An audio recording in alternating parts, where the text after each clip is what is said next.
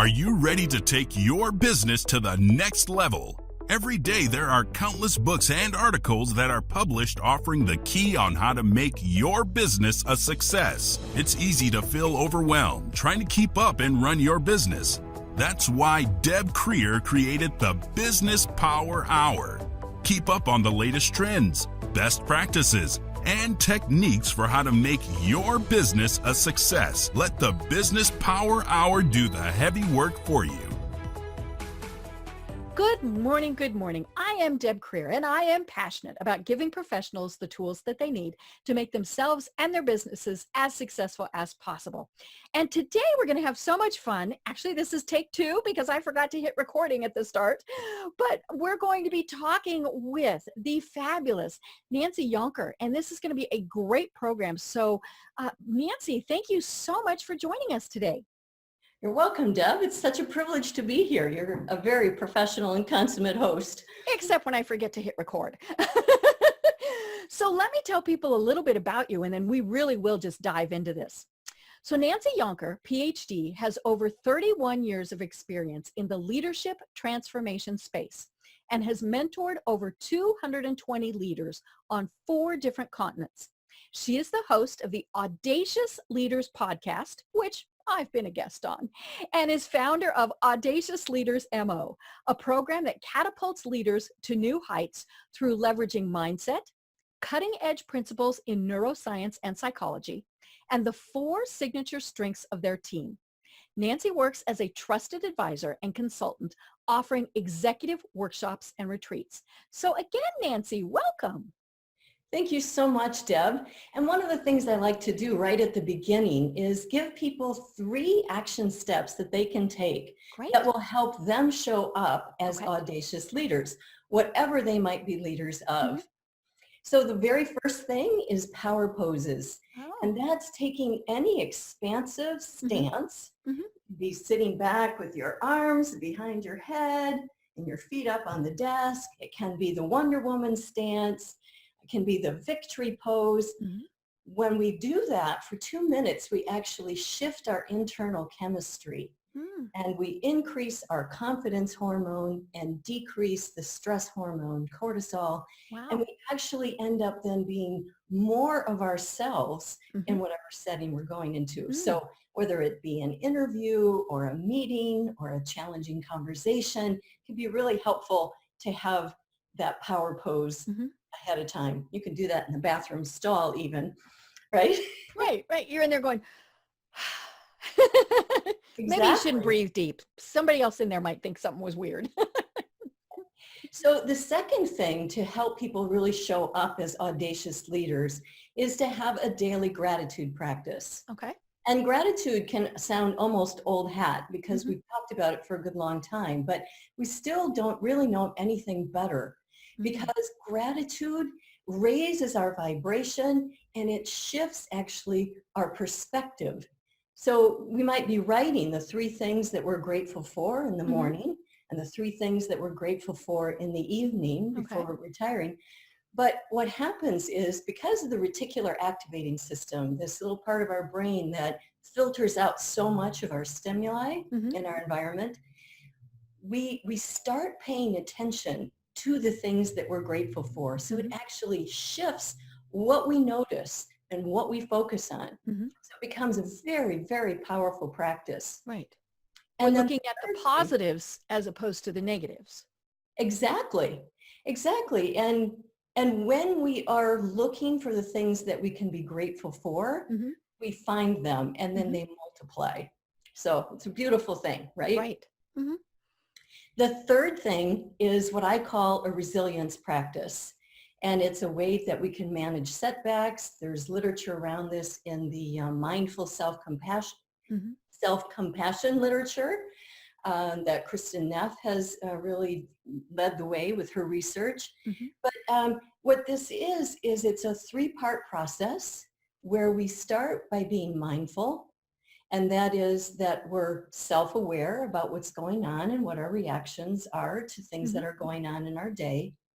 And we neither minimize it, like dismiss it, and we don't catastrophize. We don't make it bigger than it is. Just mindful about it. Then the second thing is we approach ourselves with kindness. Mm-hmm. And whether that be a soothing touch or kind words, Mm-hmm. a kind tone of voice, this really matters because so many people, and you probably know this by talking to lots and lots of people in your life and in your podcast, is we can be really, really rough on ourselves. Oh, yes, horribly. Yes, we often, like we say things that we would not say to a friend and probably not even someone that we don't care very much about. Right. But what we say to ourselves in that internal background is often quite demeaning. And so it's paying attention to that and treating ourselves then with kindness. And then the third thing, and I've got these out of order, but is to remember the common humanity. So oftentimes when we go through a setback, we tend to feel alone and we feel separated from people. And so that common humanity, we actively call to mind what is going on with other people too, and how other people struggle with these things, so that we actively connect ourselves rather than separate ourselves. So those are three things right off the bat: power poses, daily gratitude practice, and this resilience or self-compassion. I can't say that word, right? Self-compassion practice. Right. And I love this, especially for small business owners and entrepreneurs who may be completely by themselves. They don't have employees. They don't have a physical location. Maybe they're, home based, and that little voice in their head for a lot of things is always there and always going. And, and some of it comes, obviously comes back up from when we were kids, the you're too stupid, you're too fat, you're too whatever, that somebody may have told us, a parent, a teacher, a sibling, a friend, all those various things. But when we're by ourselves somewhere, in your spare bedroom, which has now become the worldwide headquarters of, those voices really start going, and we don't look for gratitude. The voices tend to take over. And so I love that is something that you really want people to focus on. Yes, and we can interrupt that whole process, right? Because I think you're right. When we spend so much time alone, if our self-talk is not uplifting to us, then we really do ourselves a disservice, and we doubled the difficulty of our task. And it can be just little things, but they start adding up. It's the end of the month as we're recording this. And so I was working on last year's finances to get it ready to go to the tax person. And, I'm looking through my books, and that little voice went, I can't believe you spent so much on X, and, or boy, that was a waste, all of these various things. And that little negative voice. Now it wasn't terribly nasty, but, there are times where it would be, and so, we just have to push those aside. Now we need to acknowledge it, because it's like, okay, why did I spend that money? And do I, was it something I need to not do again, or things like that? But it doesn't have to be, you idiot, why did you do that? Exactly. Right. And that's really striking that balance, isn't it? Between like not ignoring stuff that we actually need to take a look at, but then not being so down and hard on ourselves that it makes it almost too difficult to learn from whatever is in front of us. And of course, that's the important thing, is to learn. Don't repeat it.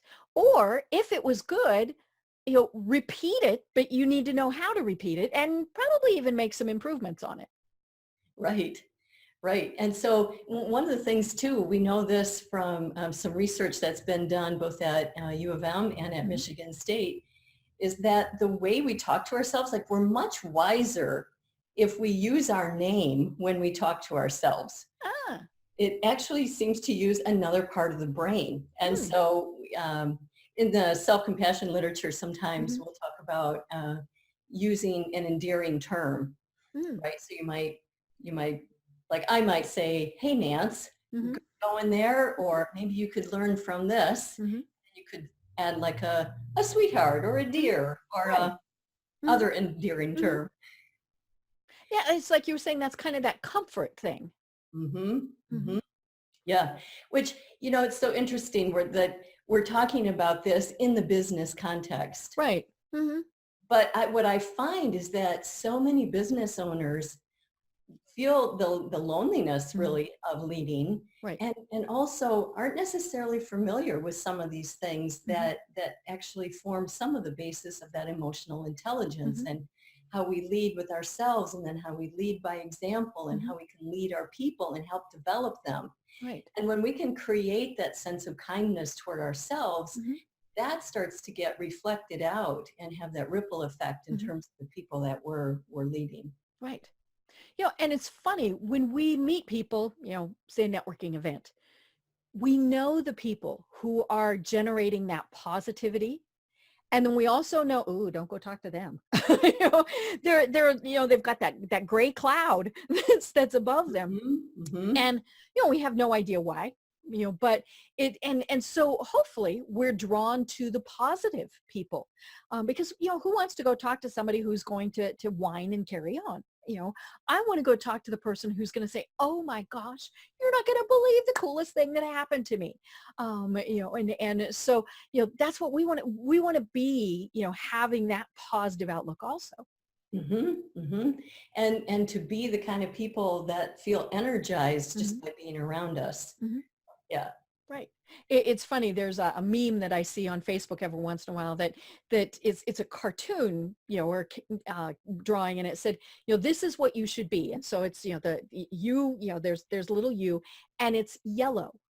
And then it goes into a crowd, and that yellow starts spreading out. And so clearly it's, my thought is sunshine, positive, things like that. That's the yellow that you're seeing. And it really is that way. It's really hard to be gloom and doomy around the person that's happy, right? So, you're going to help spread that happiness and that positive energy. Right. And there's so much to be said for the optimism, right? Like when we can train our negative thoughts, like when we become aware of them and can stop them and eliminate them, even if we do it half the time, right? We are doing, again, such a service to ourselves and to people around us, because it really is true that we have that ripple effect and that the energy transfers. Yeah. Right. And then, of course, it's important that we kind of, as much as we can, eliminate that negativity also. When you're in Facebook, don't read those posts that are negative for, whatever it is, whether it's politics, sports, the weather, whatever. Just don't go there. And it's funny because people say, well, everybody always just posts the positive, happy things on Facebook. I'm thinking, where are those people? But yeah, I don't read those negative posts. And now granted, they're again, we're not burying our head in the sand. We have to know what's going on in the world. There's this little thing called coronavirus. There's politics. We do need to know these things, but we don't want to dwell on them. What a wonderful distinction, Deb. Not dwelling on them, right? We can actually dwell in possibility. Right. Yes. So, your company is all about being an audacious leader. And I love that because from a marketing perspective, I've always been told we need to have BHAGs. People are like, BHAGs. So you have a big, hairy, audacious goal. And what that means is it's a goal that is almost unattainable, and which to me, that's not really a good goal. Why do you want to have a goal that you can't reach? And so that's where audacious is in my world. But I love that you want people to be audacious leaders. So tell us a lot more about that. Well, it's such an interesting thing. Again, like this name came about almost not quite by accident, but, sort of through this evolution. And what I found is that people found it very aspirational, right? Like permission to be audacious, because what we tend to do is hang back. We tend to be in our comfort zone. We tend to be timid rather than... We don't want to get embarrassed. Right. We're self-protecting, right? And so when you give yourself permission to be audacious, and it's actually from the Latin word bold, well, whatever the Latin word for bold would be. And I love it because when I think like, what would an audacious woman do? What would an audacious leader do? Mm. Then I realized like I could take like 2 more steps beyond even what I'm inclined to do.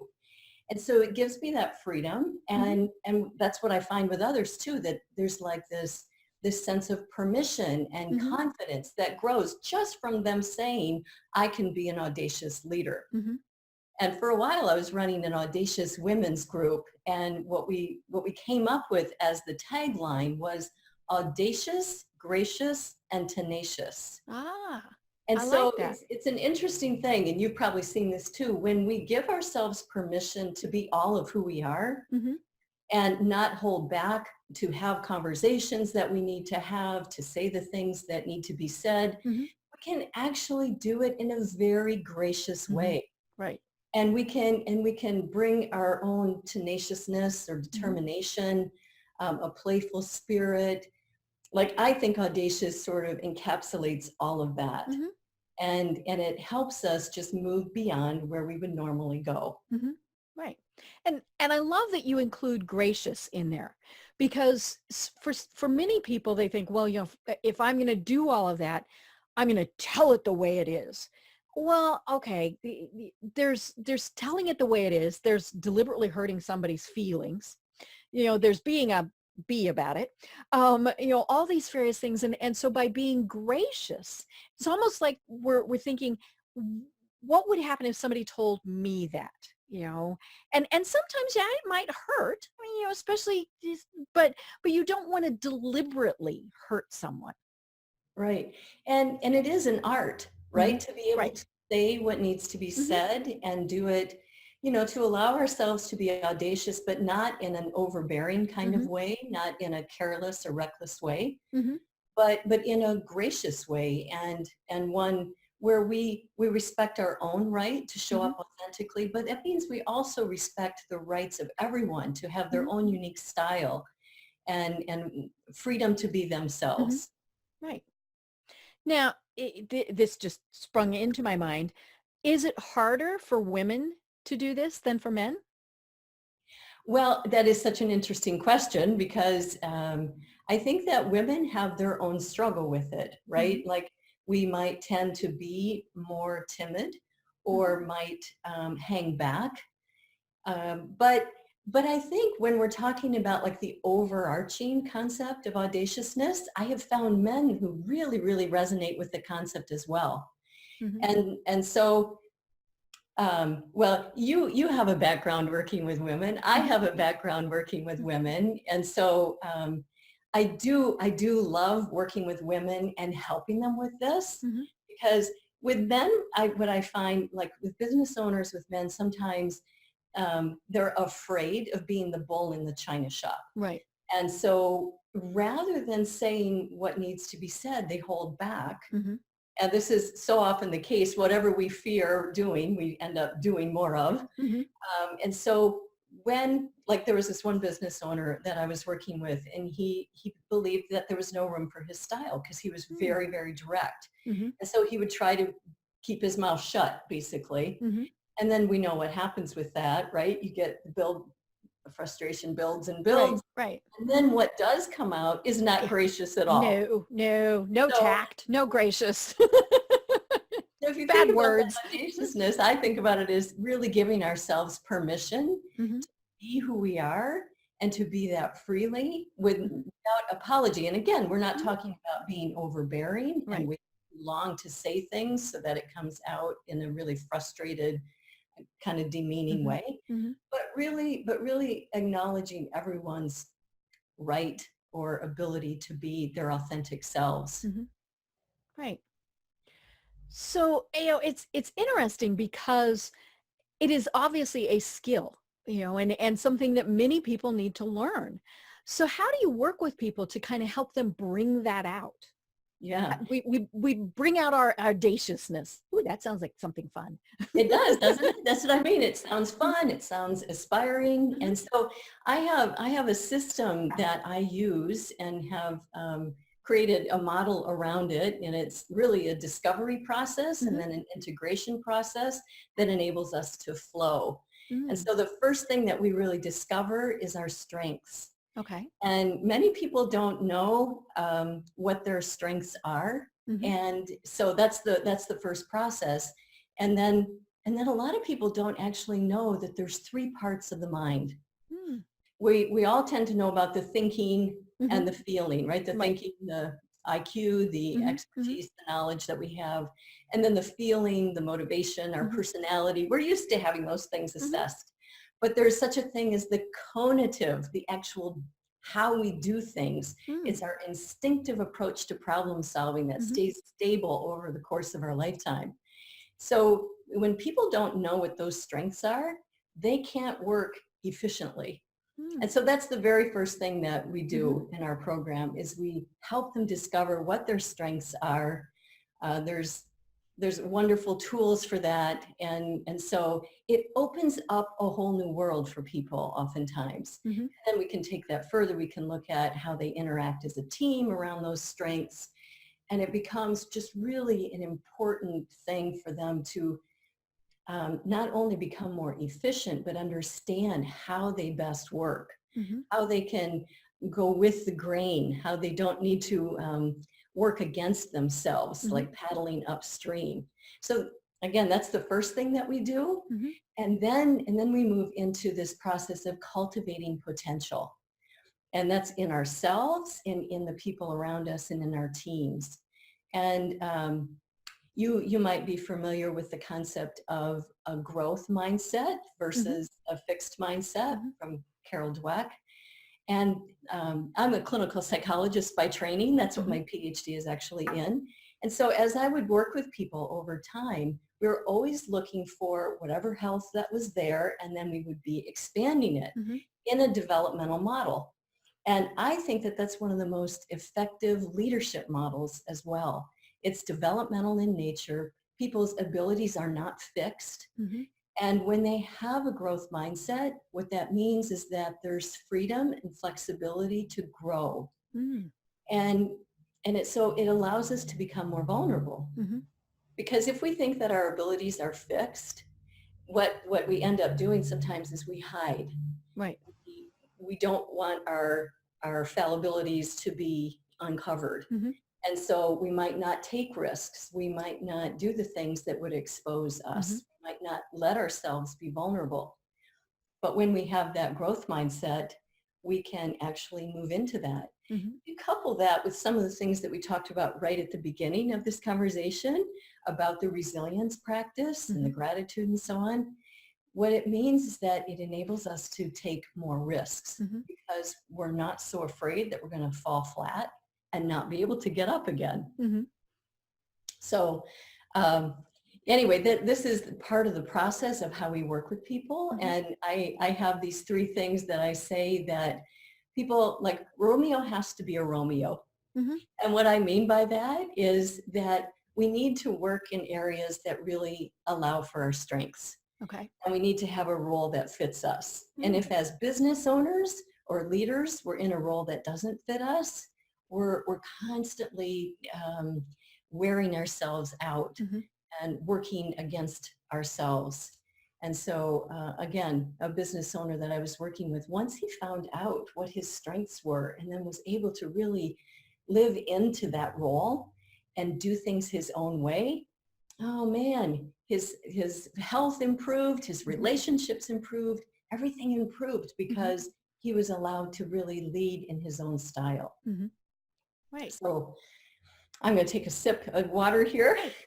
Well, and so many times, especially as a small business owner, we behave and lead the way we think other people think we should. And that's what, we've all seen the people who, they're the authoritarian leaders. Well, that's not the way they are, but they just think they have to always be in command. And especially with women.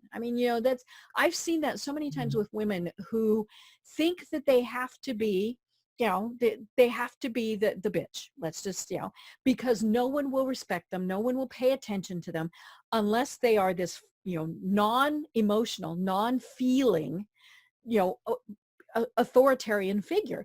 And that's not who they are. And so, you really see those clashes happen with them. And, the same thing happens with men too, because, men have emotions, men have, but they think, well, we can't ever show them because that's not what a good leader does. Yes. And so again, what a wonderful thought it is for people to realize that they can be the kind of leader that they are naturally able to be. Mm-hmm.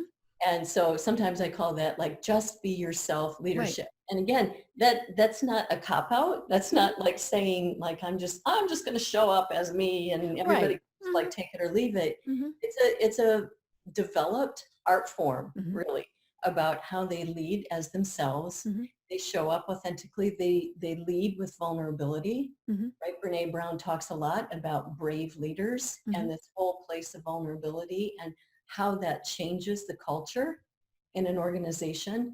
And when people are free to be themselves in a very respectful, gracious way, it opens up so many new possibilities, right? Because, sometimes, again, working with women, sometimes we see that there's a lot of obligation or guilt or timidity or overcompensation, as you're talking about, right? I have to do it this way or I won't be respected. And so finding one's own like center point and balance and then radiating out from there, I think there's nothing more powerful. Right. And so there's so much to be said for finding out what our strengths are and then really allowing them to shine. Mm-hmm. Yeah. And the hard part is the people who might be the introverts, might be timid, all these various things are thinking, well, but if I'm true to myself, my employees, my staff, my clients, my whoever are never going to pay attention to me, or worse, they're going to walk all over me, and so how do you kind of counterbalance that? Yes. And, there's this whole concept of, well, I can't do social media if I'm an introvert, or I can't do the kind of leadership. I can't go to networking. I can't, right. I can't be a leader. Market. And and I know there's all sorts of ways of getting word out there, and we don't all have to be visible and vocal in the same kind of way.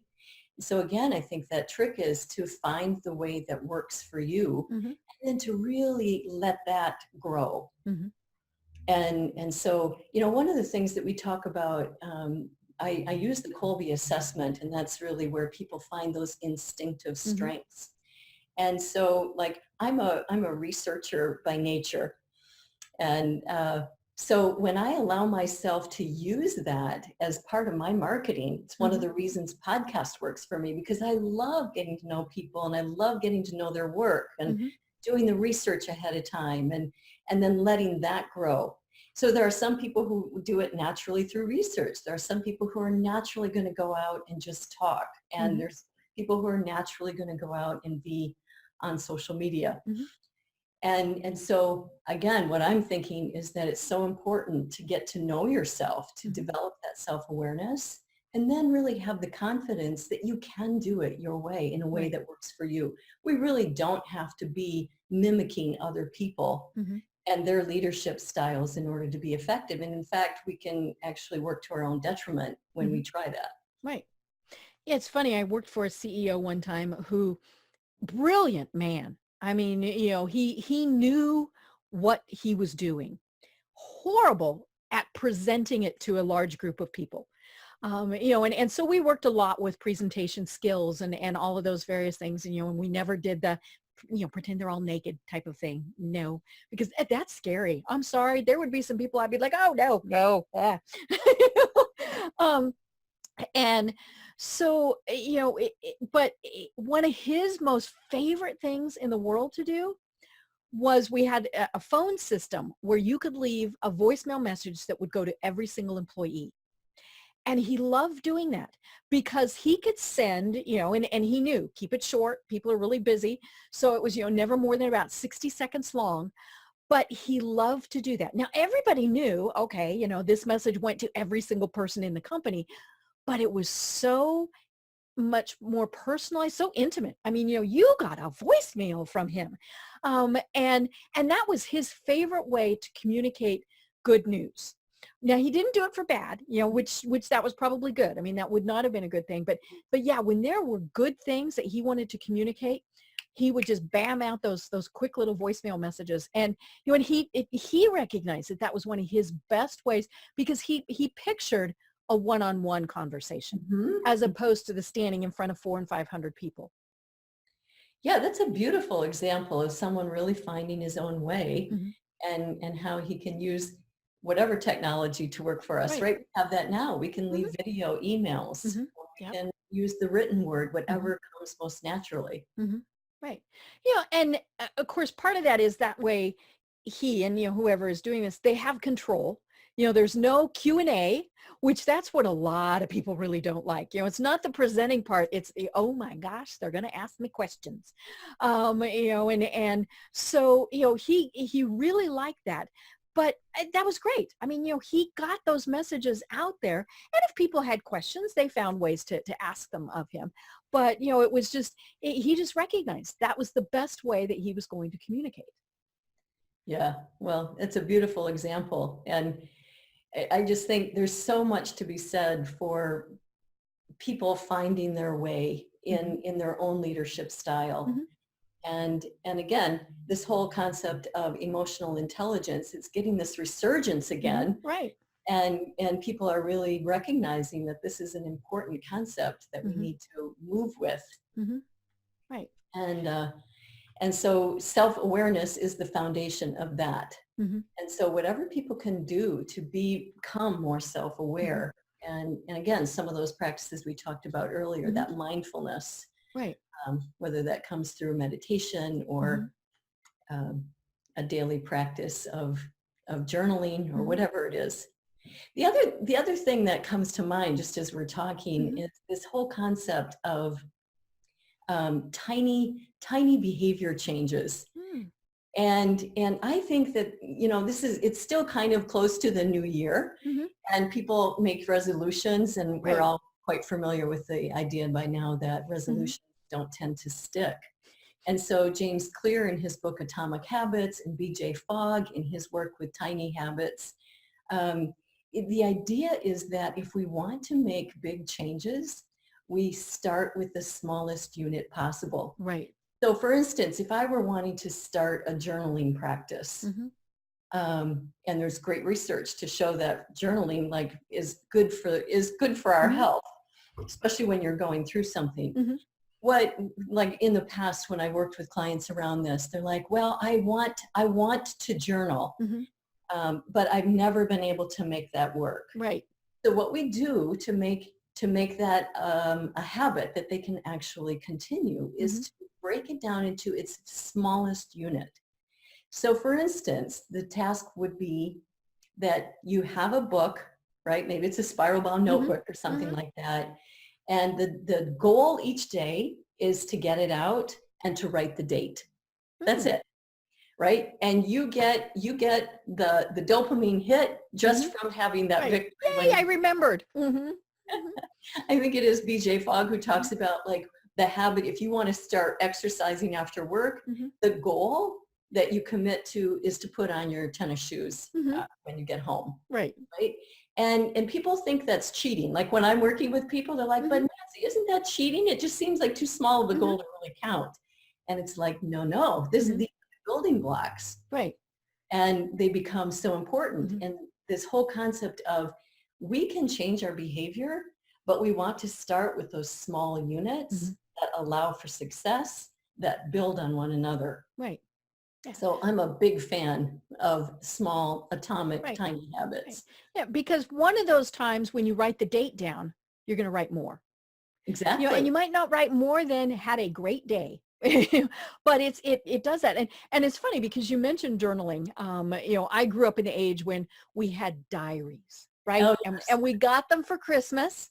They had the little locks in them, and I probably would lose the key, and so pry it apart. And I never got more than 2 or 3 weeks. That was just, and it was funny because you get it for, you start on January 1st because it's usually a calendar year diary. And so Mhm. I'd write quite a bit the first day. Then the next Mhm. day, not quite so much. And finally, by the time I stopped, I'd written like a word the day before, or I might have said, however you'd write that. Mhm. And then I just didn't get it out again because I wasn't seeing any positive benefits to it. But more importantly, it was, you have to do this because grandma gave you that diary, and it was like, nah, I didn't want to do it. Mhm. And that's, I think the biggest thing is when we're told we have to do it, that's where it never works. I've had multiple people who, through all of my medical issues, have said, we hope you're keeping a journal. And they do it in, the very disapproving tone. And I'm like, no, and part of that was, often my mind was not functioning well enough that I could do it. That just wasn't going to work. But I still, in a way did it because I have a private Facebook group. And I would post there, here's Mhm. what happened today. Here's what I'm going through. Now, I was never gloom and doomy because I didn't want to worry people. And I still don't. I still post there fairly often. But, because I didn't have to do it, I wanted to do it. But yeah, the people, and but it is funny because I still have people, now you're going to write a book about this, aren't you? No, who'd want to read it? So yeah, we have to want to do it. And Mhm. same thing with, you were talking about New Year's resolutions, the people who pick the big ones, I'm going to lose 50 pounds. I'm going to quit smoking. I'm going to stop drinking. All of those things, when it's because somebody else thinks that you should do it, almost never works. Right. And to your point earlier, you're talking about the big, hairy, audacious goals. Mm-hmm. And actually, in my framework of thinking about audaciousness, we're going to work our way there through small incremental changes. Right. More than, not that it's, sometimes those big, hairy, audacious goals give us the vision, Right. right? Because we know that we need that overarching vision that helps us get through the times. In fact, when we're talking about vision, there's this quote that where there is no vision, the people perish. And I sometimes talk about, like, we have to learn to manage the tension between our vision and current reality and take inspired action rather than diminishing our goals or our Right. vision. Right. Because because then we have that negative conversation. Well, you dingbat, Right, right. And so keeping that vision intact, but then getting there through those small incremental changes and working in ways that works for us, and then gathering our team around us, right? So we lead through example. I'm just a big fan of people creating a culture where people are free to be themselves and bring their very best talents and gifts. And we all assume that people work for money. And of course we do, but that's not our overarching but it's not goal. it's not one of the ultimate goals. Right, right. And some of the research, like with millennials, is suggesting that, if you think about Maslow's hierarchy of needs, they're starting a couple rungs up, right? Because some of those basic needs are just a given. And so they're looking for that self-actualization and fulfillment in their work, a sense of purpose. Right.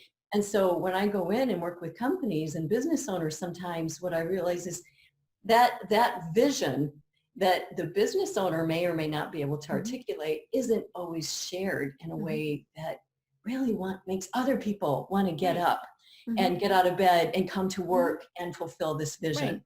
Right. Yeah. Just making you a bunch of money doesn't really excite me. No, no. And even if I'm going to get a good paycheck, what is it that's going to feel fulfilling to me, right? Because again, I read this research a while back but when people first start out in the job market, they are full of hope that they're going to impact the world. Right.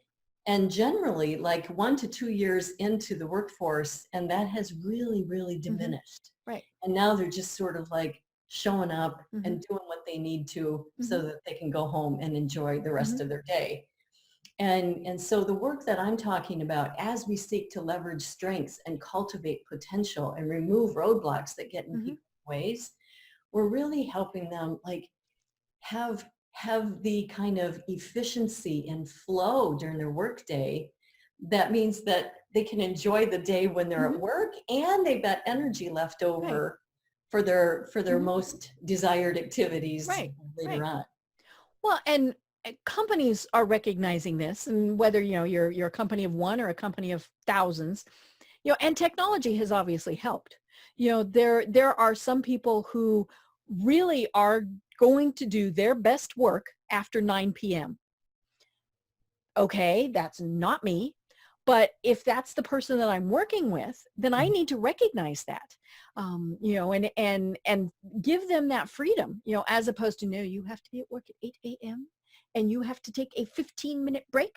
And and all of those very, things that when I was younger and in corporate America, the things that you were forced to do, and no longer, I mean, yes, there are things that are clearly time sensitive, but but there are ways to adapt to those also. Can you participate in the conference call on your smartphone? Yeah. And, all of these various things. And so that's where, as that leader, as you said, you need to recognize your team, what's going to work best for them. And then make sure that everybody knows, okay, I'm not showing favoritism to Nancy by letting her work from home. This is just, this is how it's going to work better. And, and there are some people that really do need that structure, and have to have that. And that's great. They're the people that have to come into the office. They have to be there at 8 a.m. They're not going to leave till 5. All of those various things. But, it's the in this day and age, more and more, we're able to adapt to almost every single person's needs, or at least try. Right. And I think as business leaders, that's the issue, right? To really assess what the business needs, right? They need a presence. Do they need people to be there? Is the work collaborative? Even if it is, are there other ways to help that happen? So that people can feel satisfied in the way that they're going about their day, the things that they're able to fit in. And it really is a different kind of work environment nowadays than we've had in the past. And technology allows for so much of that. And so sometimes we can get stuck in our ways, right, as business leaders. And this is the way we've always done it. Yes, and this is what's needed. And so being able to really open up, and again, I talk about like dwelling in possibility. What is it that we really want? What is it that we're trying to accomplish? And then what are all the different possibilities of how we could make that happen, so that we can come together and create something that everybody feels great about. Right. And it is going to entail some compromises. I mean, it might just be that person cannot work every night starting at 9 p.m. But, how can you compromise with them? And there are the people who, they can do 4 10-hour days, and that's perfect. And then there are those people who can get everything they need done in 5 hours. And then if you try and make them work those extra 3, it's unproductive. They're going to disrupt other people, because they've, they're off pestering them, all of those various things. But it is hard, because, you're thinking, well, wait a minute, this person's working 5 hours and this person's working 10. Doesn't seem fair. But if it's working, that's the important thing. Yeah, well, and again, that's when some of those the KPIs come into account and so on, so that people have some standards by which to measure their work and their effort, without having to necessarily go according to a schedule. But I was just leading a retreat out in California, and again, the business owner and the other leaders, there's this negotiation process, and sometimes it really just does have to get fleshed out, because it seems like there's unresolvable conflict in the beginning, but as it turns out, and as you talk it through, it's not unresolvable. Conflict rarely is, right? There's just ways that you need to think bigger, expand the pool of possibilities, so that the actual needs can be met, right, and the standards. Right. So. And what does make it trickier is when leadership changes. because they're going to have different views as to what's happening. Mhm. I remember long ago when I was in school, I was in what you would consider the gifted program. Mhm. And so I took high school algebra when I was a seventh grader. That was great. Uh-huh. New principal when I was in eighth grade. And he said, no, doesn't count. You got to do it again.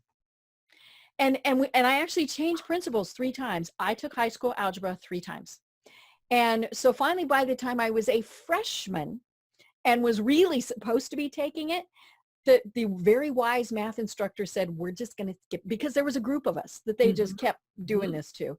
And the very wise math instructor said, let's take the final and then we'll go from there.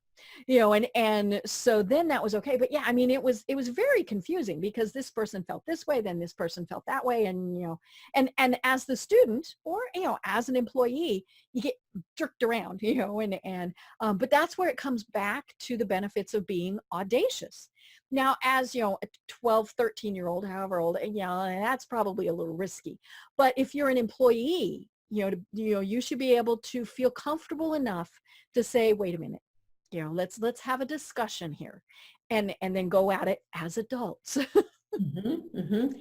And again, it's so interesting that you talk about what happened in your school. And my goodness, how you needed resilience to go through Mhm. that process 3 times. And But I remember none of it. I mean, that's the funny thing. I took algebra that many times, and X plus Y does not equal Z. I mean, yeah, where you need to go. Mhm. But there is this tendency, right? We think about like we often behave in work settings like we Mhm. did in school, or Right. there tends to be that Mhm. kind of overlap. Mhm. And so, yeah, what we wouldn't necessarily say in school are things that we do want to be saying and Mhm. bringing up in our work lives Mhm. and in our Mhm. relationships, right? In Mhm. our Right. day-to-day Mhm. interactions as Mhm. well. Right. You So know, back when I was leading this Audacious Women's group, we actually would ask the question, what would an audacious woman do? mm, And and that was actually a great question mhm. because it becomes an antidote to shame Right. or to regret Mhm. even. It gives you a different measuring stick. And so sometimes women are the target for that. They're the Mhm. ones doing that. But audacious leaders, like Mhm. what would an audacious leader do? Mhm. And and again, so we're expanding the permission. And I think that's just such an important thing.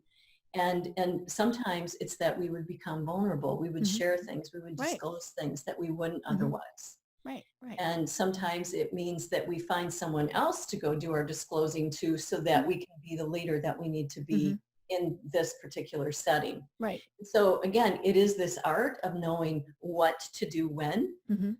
But what I find too is that business leaders, they benefit so much from having people that they can talk things through Right. with and have things reflected Mhm. back to them so that they can really get the clarity, because Mhm. leading, as you know, and I know, and other business owners and leaders know, it can be a Mhm. lonely Right. experience. Mhm. Well, And and we so, talked about the fact that, you're there in your spare bedroom. I talk to the cat. The cat doesn't really talk back. right, And, right. Or even if you're in the boardroom, Mhm. right? Or you've got the Mhm. C-suite, and you are the one who has to lead Mhm. in this particular group, Mhm. and you don't have people to talk to, or Mhm. places to bounce off ideas, or ways to figure out, like what should I be talking to my team Mhm. about, Mhm. what needs to be happening in my leadership team, what do I need to keep responsibility for, Mhm. places to sort all that out, places to put boundaries and Mhm. fences and set priorities around what we are going to do and what we're not going to do. These are all things that we work with in Audacious Leaders programs, because they're the things that are really challenging Mhm. for us. Right. And as you said, we need those people to talk to. Mastermind groups are Yes, great for that, to be yes. able to have those conversations.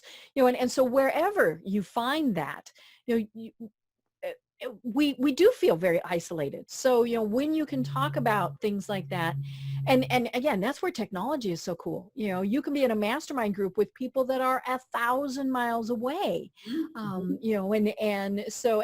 It's so find those things and see what works. And you're probably not going to hit a home run the first time, but find something that works for you. Yes. And this is one reason that podcasting is so much fun, right? Because you get to talk to other business owners, other leaders, and mine, what do you call it? Masterminds, I think are just like a wonderful gift to business owners and leaders. Right. Well, and the cool thing about it now is, so many times people are like, well, I don't want to tell the person that I network with that I'm having trouble financially. Okay. So in a mastermind group, maybe you're talking to somebody who is 1,000 miles away. So, that's where it really can come in handy. Mm-hmm. Yeah, it's beautiful. Well, now, one of the other things that you work with people on is their hidden potentials. So talk to us more about how do we even figure those things out? And then what do we do with them? Yes. Well, again, what we were talking about really is begin to discover what our strengths are. And people, like I said, they often don't know what they are and they can't build on them. And when we think about what's happening in the brain from a neurological standpoint, what's happening, things that we already know have neural bundles, right? Neurons that fire together, wire together. And so we get these bundles. And so when we're working on the basis of our strengths and expanding from there, we actually learn much better. And so when we're talking about cultivating hidden potential, sometimes it's about finding out what those strengths are. And sometimes it's about really having that growth mindset. It's like, there is potential here, but I might not see it. Or I think this is covering, or I might be too aware of my flaws or what people think of my weaknesses to really know what my strengths are. And again, if we think about what the brain is, I believe it's Rick Hansen who talks about the brain is Teflon for the good and Velcro for the bad. Oh, I know. That bad stuff just Right. And so when we're trying to develop our leaders and our teammates, it really becomes important that we start with strengths and work for that. And then what we're talking to is about having that developmental model, the growth mindset rather than the fixed, understanding that these capabilities are very much developmental in nature. And it begins with self-awareness. It begins with fostering empathy, communication skills. There's all kinds of things that we can do, understanding how habits change, how behavior can be facilitated by changing the environment, by having triggers for it. There's so much that we know of now that helps us cultivate the potential that people have. Right. It's interesting because as you were saying that, I was thinking, so we discover this in ourselves, then we can help others. We can mentor. We can see, oh my gosh, that person that I'm working with or, volunteering with or children, my own children, whatever, then we can help them with all of this. But, we have to do our work first before we can help them. Hear, hear. Audacious leaders, we begin with ourselves. It's so true. And when we can really acknowledge when we can begin with our own self-awareness and our impact on people and understand how we can communicate effectively for other people's styles, not just our own, it puts us in such a position of strength. And you're right, always it begins with ourselves and then it radiates out. And then cycles around. That's how I like to think about it. Right. We create this wonderful flow. And I was definitely thinking of, women helping other women, when we, or young girls, when we see that potential, we need to help them with it. Yes. When we go to a networking meeting and we see somebody who's, a little timid, a little, cautious, what can we do to help them? And all these various things, because if we're not helping others, then that is a problem. And I don't care if they're your direct competitor. you know what, there's enough that, we should be able to help our direct competitors in a way that is going to be beneficial to everybody. Yes. And again, you're talking really about a whole attitude of abundance versus scarcity, right? Our competitors, really, there's enough to go around. And I love that idea that when you see someone who might be struggling at a networking event or something, all of us are capable of going over and lending a hand, right? Just going over and talking to them. And great things happen when we extend ourselves like that.